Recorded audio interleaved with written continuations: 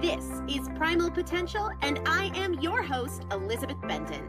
Primal Potential is about you. Your ability to change is not defined by yesterday and doesn't need to wait until tomorrow. Your transformation is now. Let's get started. Hello, everybody, and welcome back to the Primal Potential Podcast. I am Elizabeth Benton. Today is going to be an awesome episode. I get excited about every episode, but today we're talking about how drama is holding you back and how to have less drama in your own thoughts. Certainly also in your interactions with other people, but it is drama in our own thoughts, the things that we invent, that we assume, that are really getting in the way of our health, our progress, and our happiness. And this is especially true of the drama you don't even realize you are creating. I know that this is going to be a really great tool for you to move to the next level of progress, of consistency, of motivation, and of connection with yourself and with other people. Before we get into that, I have gotten at least 12, 15 emails in the last 3 days about peely nuts.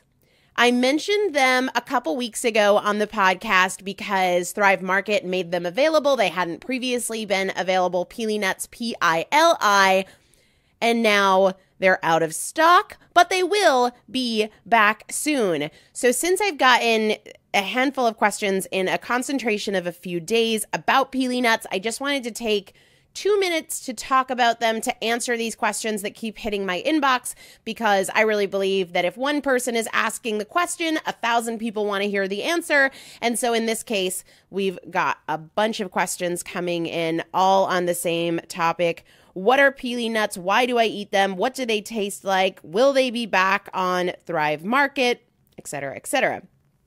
Peely nuts are a nut, and they are the highest in fat. They're higher in fat than macadamia nuts. Typically, we think of macadamia nuts as the highest fat content of nuts. That's probably true if we look at what's conventionally available in a grocery store. Macadamia nuts are certainly higher in fat and lower in carbohydrate than almonds, than pistachios, than cashews. Peely nuts are not usually found in grocery stores, and that is why I was so excited to find them on Thrive Market. They have been available on Amazon, but they're more expensive on Amazon. So peely nuts are higher in fat than macadamia nuts and also lower in carbohydrate. They're very rich in flavor, not strong in flavor. I find them really mild, but rich in like their butteriness, their creaminess. So they are crunchy, but when you bite into them, they very quickly become more creamy and smooth and buttery than any other nut you've probably had before. And their richness is one of the reasons that I really like them. Yes, I love that they're very nutrient dense. Yes, I love that they are a complete protein, meaning that they contain all of the essential amino acids, building blocks of protein. But what I probably like most about them is that their richness keeps me from wanting to overeat them. You know how there are some things that after you have just a little bit, you're like, I'm good. Whereas other things, you can desire to keep going and going and going and going. Like almonds are like that for me, or cashews. I could keep going for a pound of nuts and never feel like, oh geez, I need to stop. I might have the knowledge in my head like, yeah, I definitely don't need more of these, but the desire continues. And I really love it when the flavor is on point and the richness doesn't make me want to eat more, keeps me from wanting to eat more. My food philosophy, as you've probably heard me mention a million times before, unless you're newer to the show, is in part that I eat foods I love that love me back. And with other nuts, sometimes they don't love me back because of the way my body handles them metabolically, and or they don't love me back in that they don't fill me up. Almonds, for example, are both. I don't metabolize almonds really well, and also they don't fill me up. I could have 20 handfuls of almonds, and if the container is open next to me, I wouldn't hesitate in going to number 21 from a satiety standpoint. For those reasons, I don't eat almonds very regularly, and same thing with cashews. So when I say I eat foods I love that love me back, I want to love the way it tastes and also love the way it makes me feel. So if something loves me back, that means it doesn't make me feel tired, it doesn't trigger my cravings, it doesn't upset my stomach or cause bloating. Loving me back means that it's aligned with my goals and or I'm eating it in a way that is aligned with my goals. Because I could say, oh yeah, pili nuts are aligned with my goals, and then eat them in a way that isn't aligned with my goals, like down the whole bag. So that's a two-parter. This is a food that is aligned with my goals and or I'm eating it in a way that is aligned with my goals. I'm not eating 6 pounds of almonds. A lot of people have been asking me, are pili nuts a healthy snack? And I think the better question is it a healthy snack for you? Which has a lot to do with what you love, but also where I think we miss the mark sometimes, it has a lot to do with whether or not you need fuel. Because it doesn't matter if we're talking about carrots or cupcakes. If you are turning to it when you're not hungry, when your body doesn't need fuel because you just want something to eat or because you've classified it as healthy, well, healthy is not just about what is inside the thing you're eating. It's also about what is inside you. And a big part of that is, how much have you eaten today? Do you really need a snack? I'm not going to stand here and say that a snack is healthy if you don't need more fuel in your system. So I think that's a really important consideration. Anyway, I just wanted to touch on pili nuts because there have been so many questions. They are higher in fat, they are lower in carb, but they also contain all of the essential amino acids, which is rare in a food, not rare, but certainly not common for foods to be a complete protein, especially not nuts. So I love that. If you want to give them a try, they also have pili nut butter. It will be back in stock soon, and Thrive Market has the ability for you to get a reminder when it comes back in stock. So if you go to thrivemarket.com/primal potential, search pili nuts, Pili, you can hit the button that says remind me when it's back in stock, because so many of you have been emailing me going, when will they be back? When will they be back? I don't know. I don't work for Thrive Market, but they do have the functionality to tell you. And it is important that you use that URL, thrivemarket.com/primal potential, if you are new to Thrive Market, because when you do, when you register shop through thrivemarket.com/primal potential, you are going to save an additional 25%. 25%.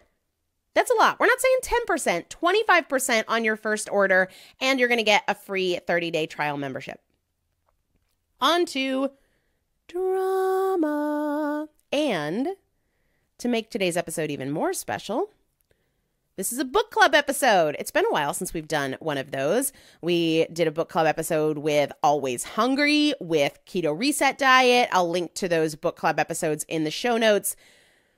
I wanted to talk about drama today, and there is a book I love on the topic of drama. It's called No Ego by Wakeman. Of course, I'll link to it in the show notes, primalpotential.com/570.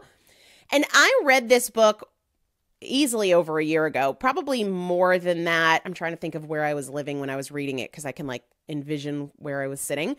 So yeah, definitely more than a year ago.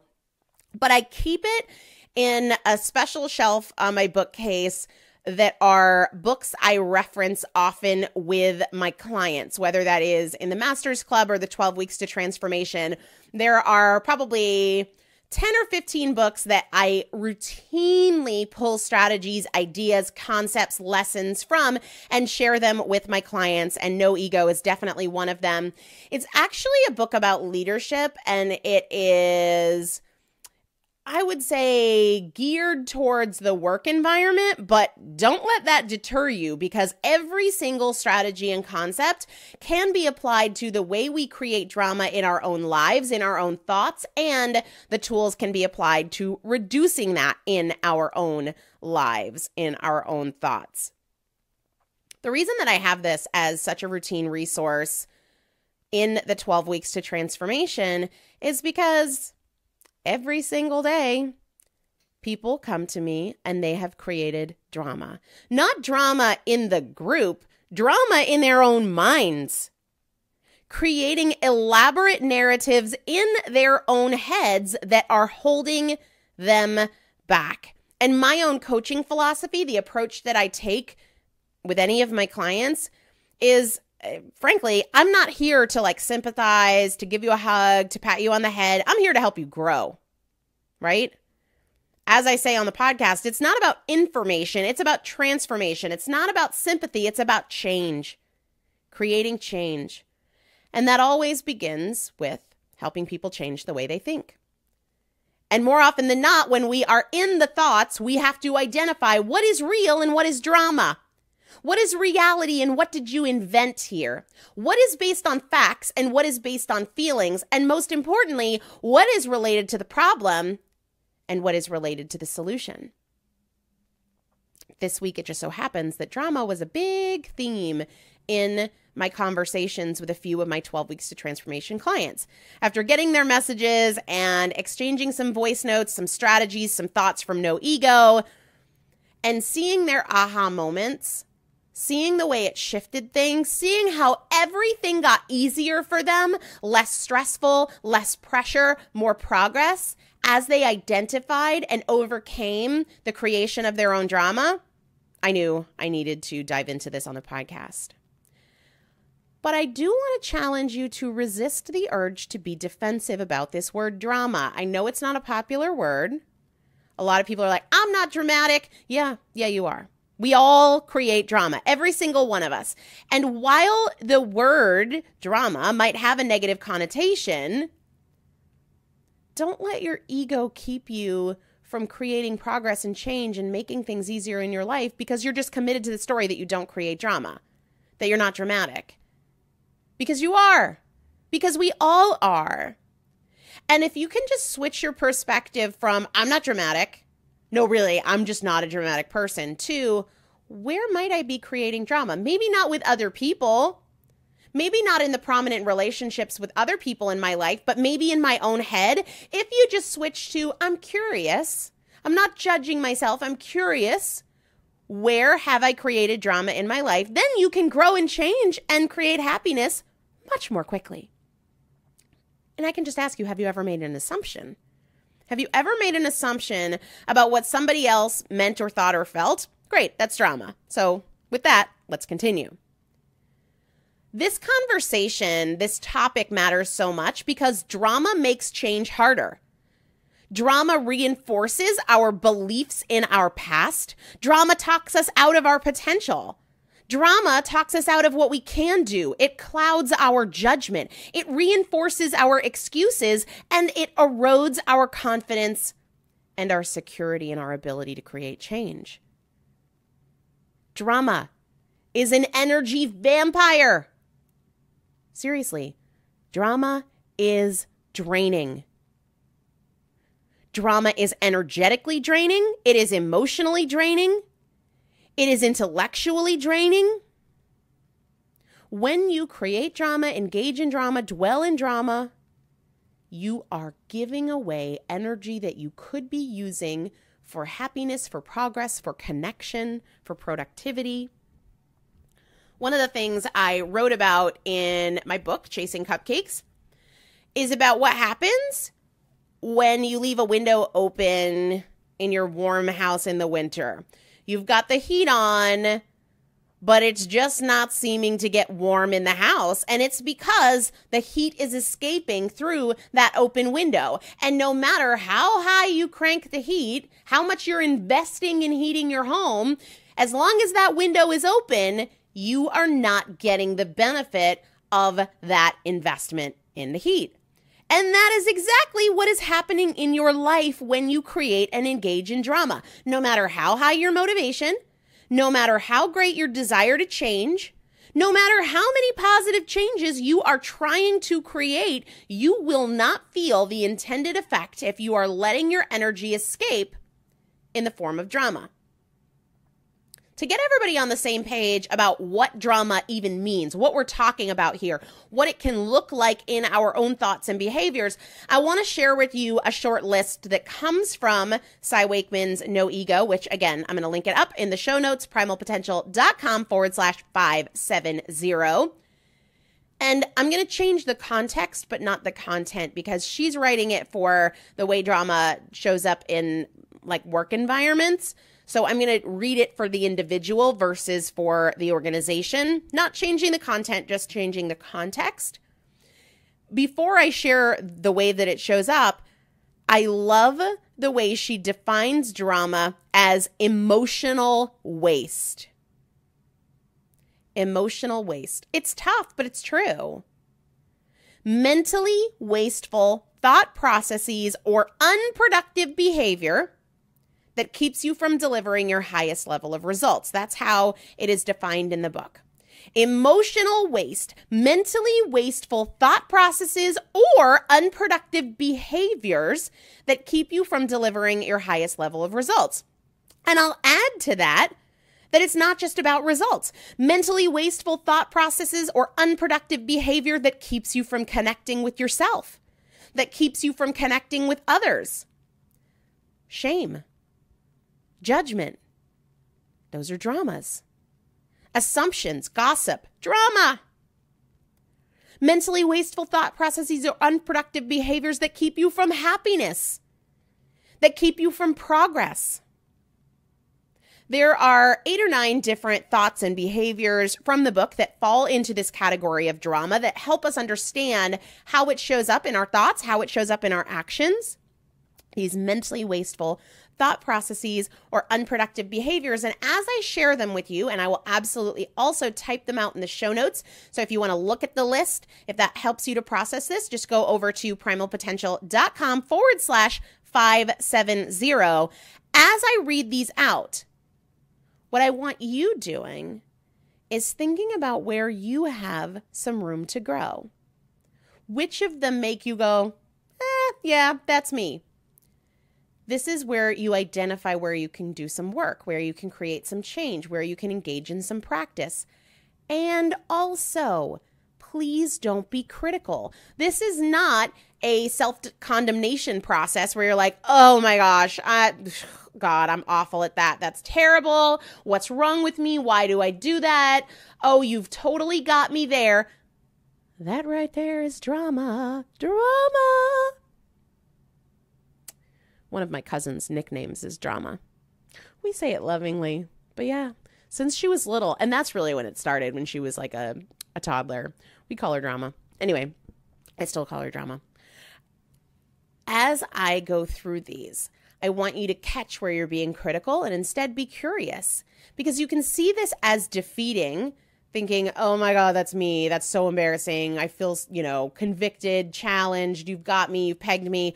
Or yes, that's me, and I'm so glad to see it because now I can make an improvement. Now I can be more conscious of creating a change there. Awareness is the first step in creating change. So let's go through these one at a time. These are the ways that drama can show up in our thoughts and our behaviors.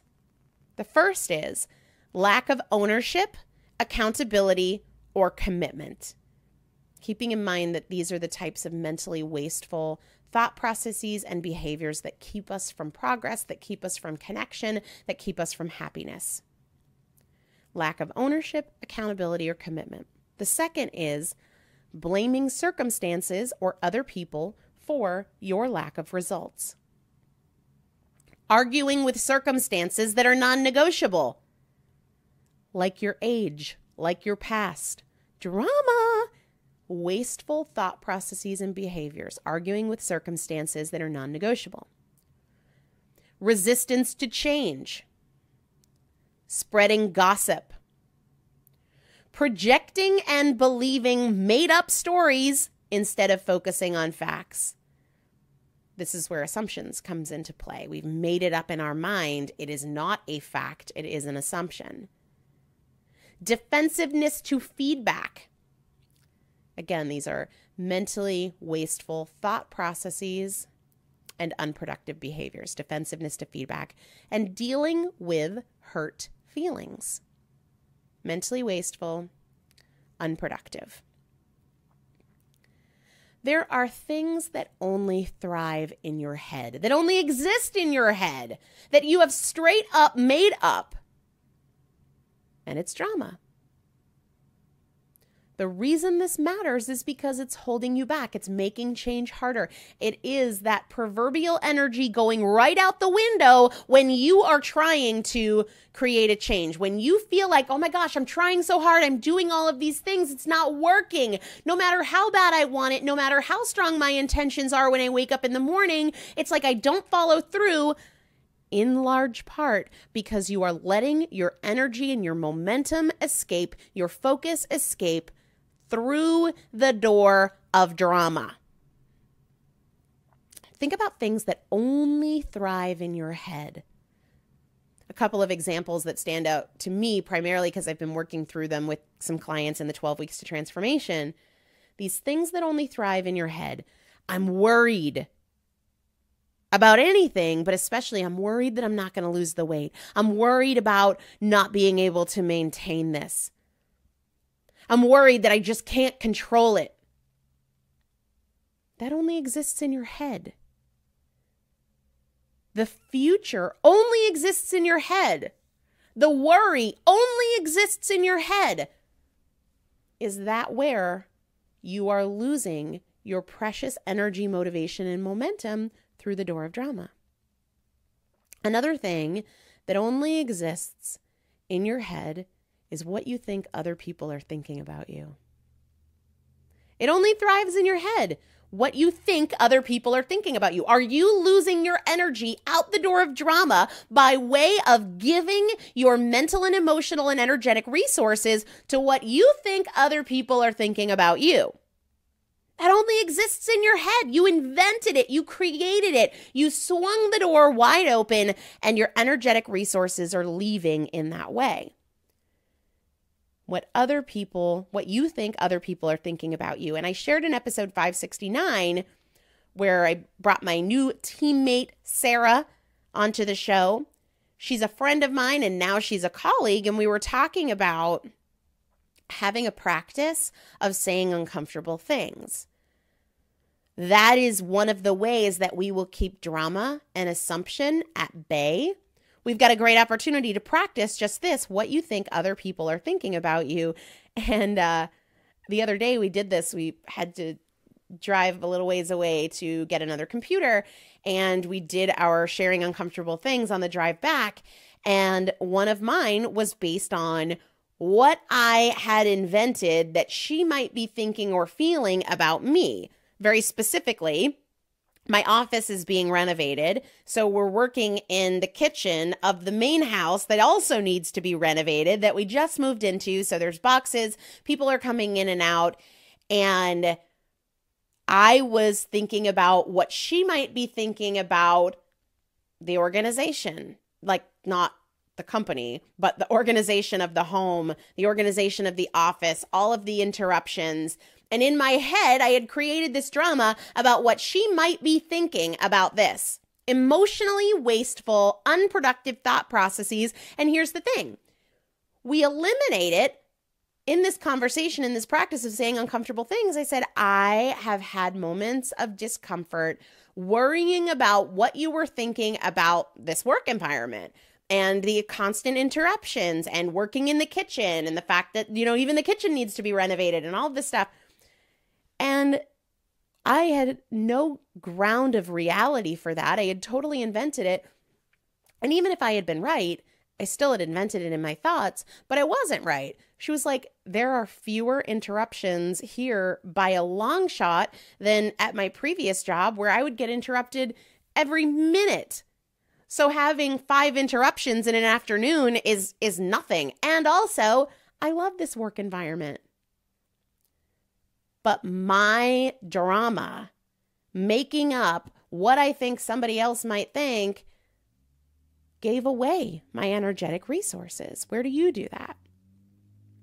Another thing that exists only in your head is your past. It's over. The only reason it's still there is because of the energy and attention that you are giving to it. Your past only exists in your head.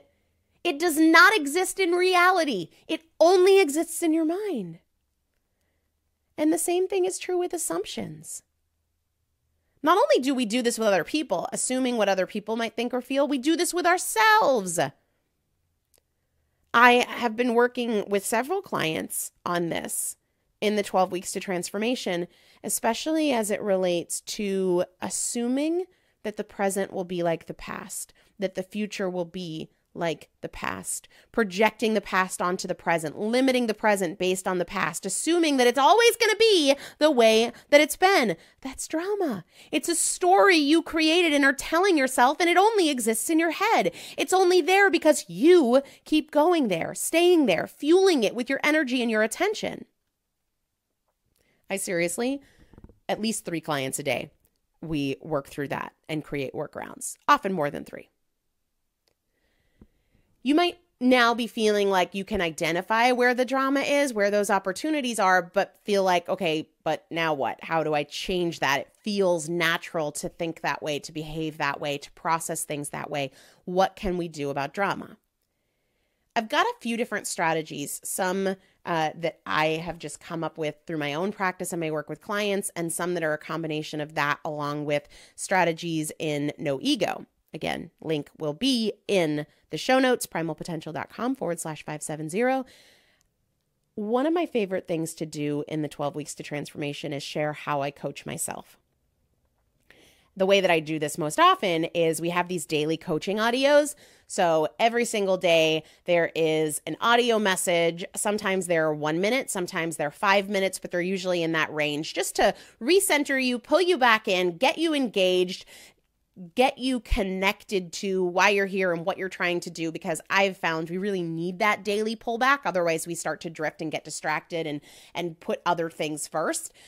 This helps you stay connected and engaged every single day. And in those daily coaching audios, I would say at least once a week, sometimes it's more, sometimes it's less, I share how I coach myself. And I want to share one of those moments with you related to how drama showed up in my life in a very real way just the other day, and how I coached myself through it. First, I recognized that it was drama. The hurt was very real.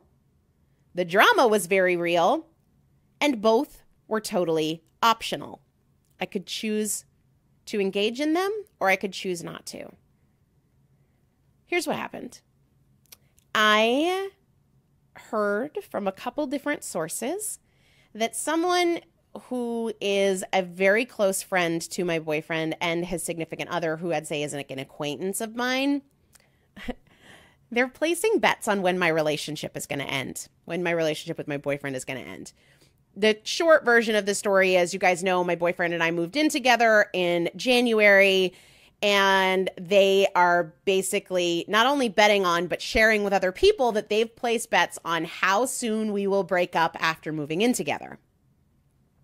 And if you're irritated by that, that was my reaction as well.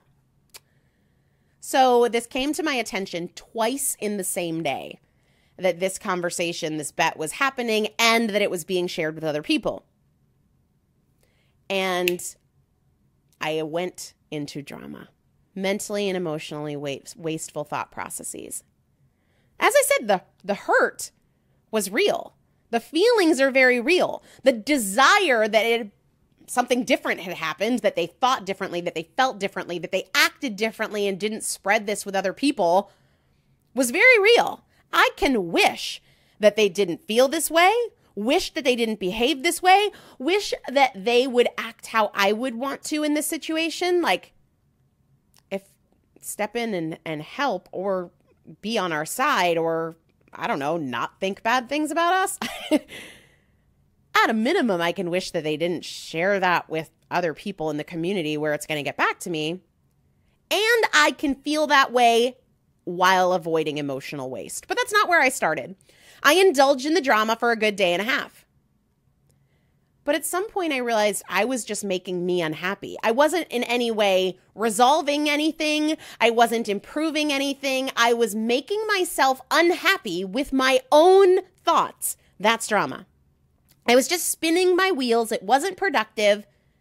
my hurt and my anger and my disappointment in the way another human chooses to feel and communicate, hello, not productive. I am not the manager of other people's feelings, other people's actions, other people's behavior. Sitting in it, stewing in it, venting about it was hurting me. So here's what I did. Here's how I coached myself through that. The first question I asked is this mine or is this someone else's? This situation as a whole, is it mine or is it somebody else's? It's not mine. It's straight up not mine. Yes, somebody said something about me. That happens. That will continue to happen. I choose how I react to it. So is this mine or is this somebody else's? That's theirs. How they choose to feel, how they choose to act, what they share with other people is not my business. What is mine is that I love my boyfriend and he loves me, and I'm really proud of the way we're navigating living together through renovations, living together while I work from home, living together with dramatically different personalities. Their actions aren't mine. Their feelings aren't mine. And I want to be the kind of person where I am my mood maker, where somebody else is not my mood maker. And we've talked about this before. I've written blogs on it before. They are not my mood maker. I am. And I do not want to give that power to somebody else. And I did for a day and a half by choice. That was on me. That wasn't on them. And then the next question I asked myself is, because I'm like, but okay, yeah, it is theirs. And I feel this way about it. So then I asked myself, am I doing something productive about it? And the answer is no. No, absolutely not. I could drive over there and have a conversation and let them know that it hurt me and request that they behave differently. I don't really want to be in the business of asking people to act a certain way because that sounds endless and exhausting, and that's just not how I want to live my life. But it certainly is an option. I could just call these people and say, hey, I just want you to know that this got to me and it hurts me. For whatever that's worth to you, I just wanted you to know. I don't feel like that would be very productive. I don't choose to do that right now. So if I don't choose to do anything productive about it, I also choose to not do things that are unproductive about it. If I'm going to stay in my feelings about it, then I need to hold myself to a standard of resolving it, of trying to make it better. But I just don't feel in my gut that I want to take that step. Maybe I will at some point. So I just decided I'm not going to do something productive about it. So I'm not going to do something unproductive about it either. I'm going to release it. And the way I release it is just redirecting my attention onto something else. Like, what is mine? What is mine is that I'm good with my relationship. And that's really all that matters. And I don't care if I have to redirect to that 10,000 times or 10 times before I stop going to this situation. I'm willing to do that work because I am a creative, energetic problem solver. It doesn't help me to run through how I wish they would think or feel or communicate. It's not my business. Not everybody is going to feel or behave or conduct themselves as I wish they would or as I conduct myself. My unhappiness came from this gap between how I would hope they'd feel and act and how they did feel and act. And that leads to a life of misery if every time there is a gap between how I hope somebody will feel or behave or act and how they do leads to my unhappiness. That is not an existence that I am willing to create for myself. I'm just not going to live that way. So I coached myself through that moment by saying, is this my problem or somebody else's? Is this my business or somebody else's? Am I trying to control somebody else? Nope. And am I doing something productive to resolve it? And if I'm not willing to create this solution, then stay the heck out of the problem. That helps me get over the drama. And when my thoughts return to it, I'll just use those questions again. Is this my problem or somebody else's? Is this my business or somebody else's? Am I trying to control somebody and their thoughts and behaviors? And am I willing to live that way? Do I want to live that way? And am I going to do something productive about it? The other question that I ask myself, and this is a tool I use in the 12 Weeks to Transformation daily, what actually happened without my feelings about what happened? What is the difference between what actually happened and how I feel about what happened? Well, what actually happened is that somebody expressed that they think my relationship will end, and they've made a bet about it. Okay. Realistically, they're allowed to do that. I don't get to decide what people do or don't do. And here's the deal too. I have similar feelings about certain relationships that I don't think are forever relationships.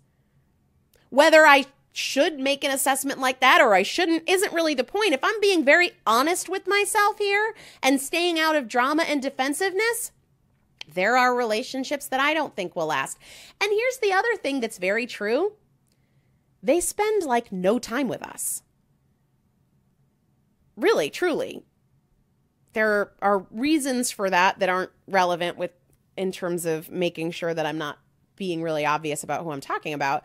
But they're not in a position to spend any real time with us together. In fact, I would say in the last 2+ years of the relationship, we've probably spent a total of 3 hours in 2+ years with them, like the four of us. So, I mean, why do I care what they think based on that?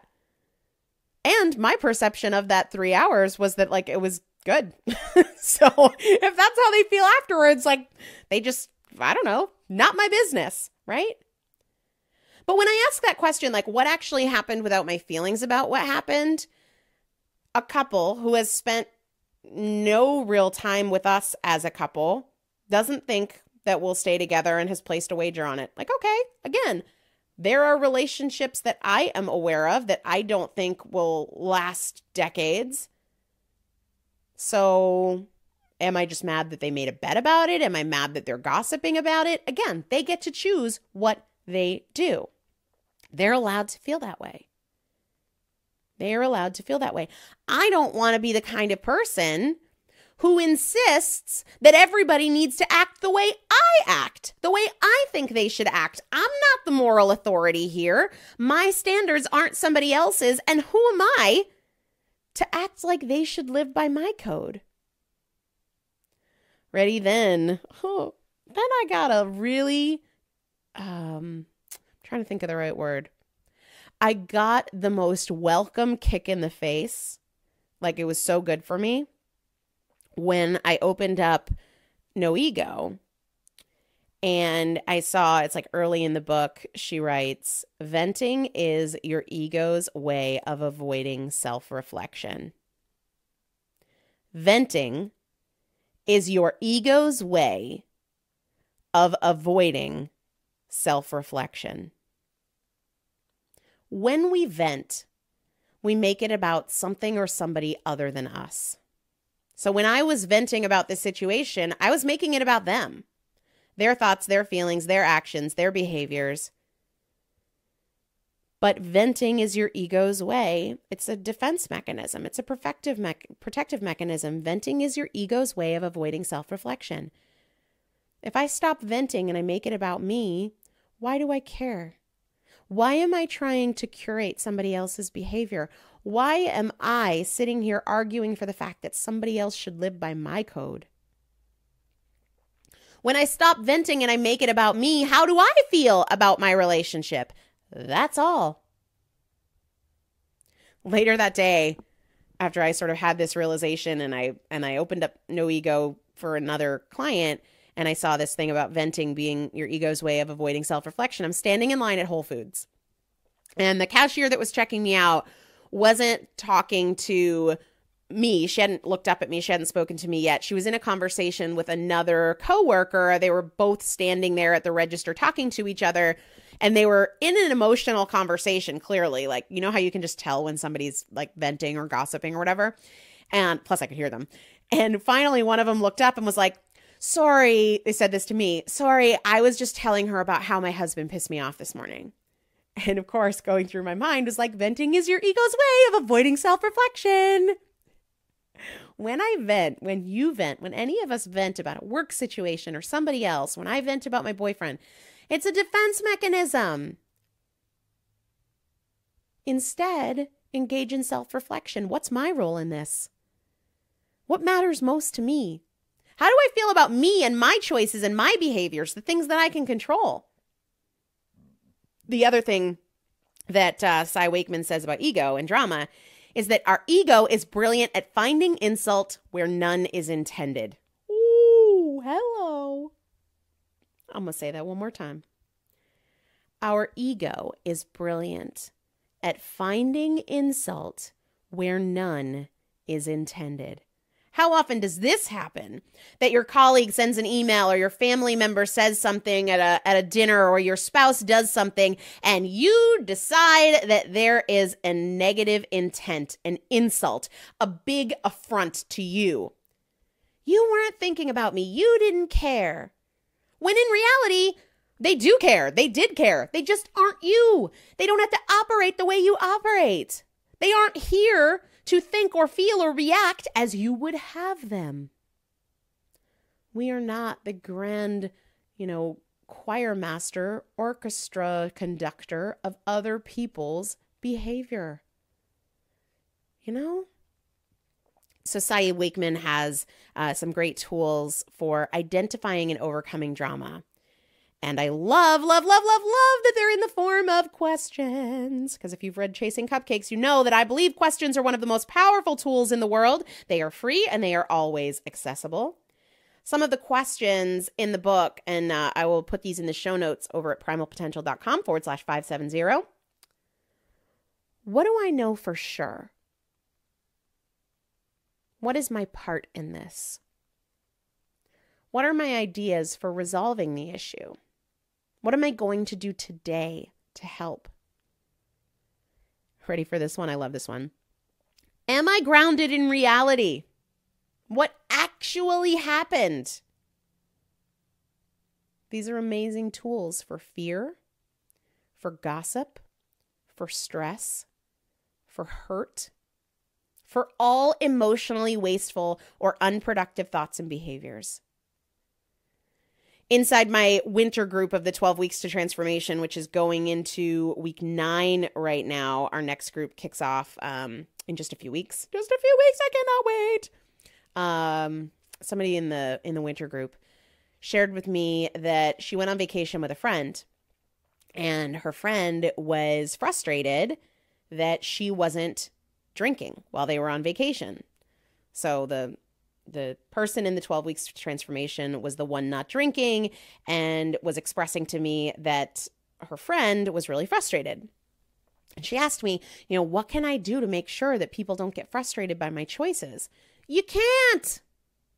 There's nothing you can do to manage somebody else's reaction. But you can control your own. Right? And you can recognize when you're trying to manage somebody else's feelings. You can recognize when you are in somebody else's business, when you are in somebody else's expectations, and return to your own. Again and again and again, return to your own and make sure that you are being a creative, energetic problem solver. That is one of the tenets of the 12 Weeks to Transformation. Being a creative, energetic problem solver. It's one of our most powerful tools. We aren't there to talk about the patterns of the past or to talk about what's hard or to beat ourselves up and indulge self-doubt. We are in there collectively returning again and again and again, helping each other return again and again and again to being creative, energetic problem solvers. The question that I come back to over and over and over and over again, dozens of times a day, with almost everybody I talk to, are you being a creative, energetic problem solver, or is this emotional waste? Are you participating in the problem, or are you in the solution? What actually happened is a question that is a tool we use daily in that 12-week group. Let's say somebody is all worked up. I'm sure most of us can relate to this. I know I can. All worked up because you guys are going to just, I think, totally connect with this. All worked up because they overate. Oh my God, what's wrong with me? I did it again. Why can't I change? This is so frustrating. No matter how bad I want it, I keep going back to this thing. And even though I knew I shouldn't, it was like I just didn't care. I stepped outside of my body and I just kept eating and eating and eating and eating. And I woke up this morning and I'm so frustrated and I just don't know what's wrong with me. And I will say it in the Facebook group. I will say it if we're on the phone. I will say it in email. What actually happened? The facts without the drama. And very recently somebody said, okay, without the drama, without the story, I ate too much trail mix. And I'll say, okay, we're better. You've stripped away the like, what's wrong with me? Awesome. But too much is a judgment. What actually happened without your interpretation, just facts. Okay, I ate a lot of trail mix. A lot is a judgment. What actually happened? I ate trail mix. And in just 30 seconds, sometimes 20 seconds, sometimes 5 seconds, we're like, I just made a choice. I just put stuff in my mouth. There's really no drama unless I invent it. When you strip it all away, you see that the trail mix isn't the problem. Your elaborate narrative and infusion of drama that gets you worked up and creates all of this judgment and negativity and fear and self-doubt, it didn't come from the nuts. Unless you're nuts, in which it came from you. You're nuts. Not the nuts, you're nuts. I feel like there's an audio clip in there somewhere. You get the point. The problem isn't the trail mix. The problem is your drama. Fortunately for you, your narrative and your thoughts that created the drama, it's also the solution. Because that's the same path you take to simplify and strip away everything that is emotionally wasteful and unproductive. Now, this conversation is just the starting point. I want to continue this discussion about where drama shows up and, most importantly, what you're going to do differently, what questions you're going to use to step out of the drama, out of the problem, into the simple solution that's based in reality. I want to continue that over in the free Primal Potential Facebook group.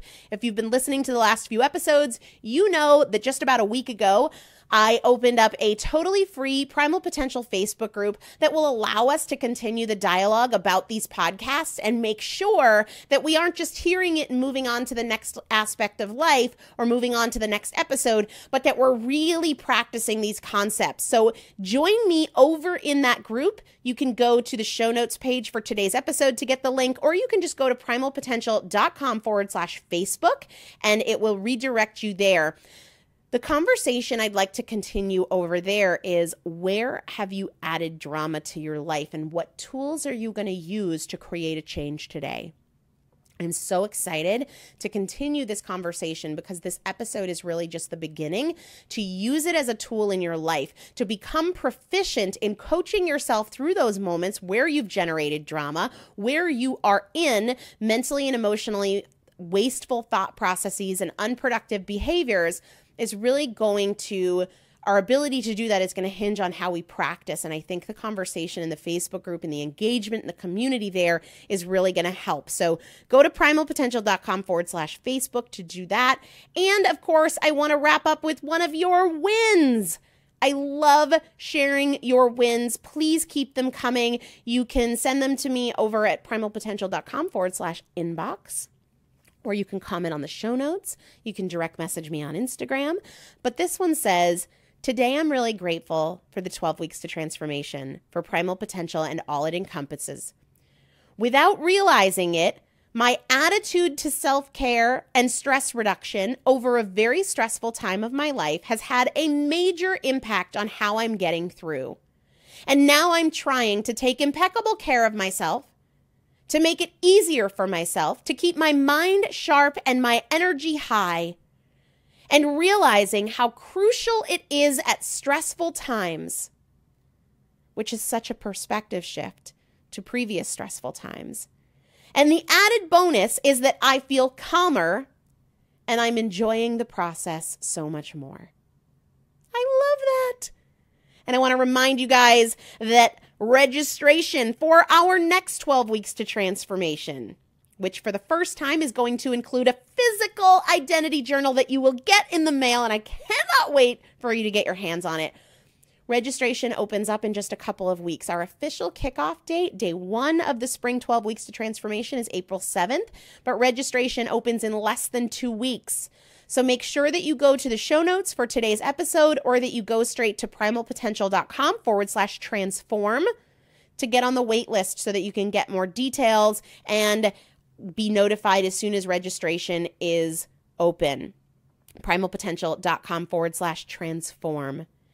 And whether the 12 weeks to transformation is for you or not, definitely plan to join me in the Facebook group, because that's how we make sure that we take these ideas and strategies from the podcast and put them into action in our lives. primalpotential.com/Facebook. Can't wait to continue the conversation about this episode and overcoming drama so we can accelerate progress over there. Chat soon. Thank you so much for joining me for another episode of the Primal Potential Podcast, where my goal is not to inform you, but to transform you. And if you would like to receive free motivation and strategy and recipes, workouts, meal ideas every week right to your inbox, just text the word primal to the number 44222, or go to primalpotential.com/join. It's a great way to get the tools, the strategies, and the practical implementation assistance that you need to create your own transformation between podcast episodes. Just text the word primal to the number 44222, or go to primalpotential.com/join. See you there.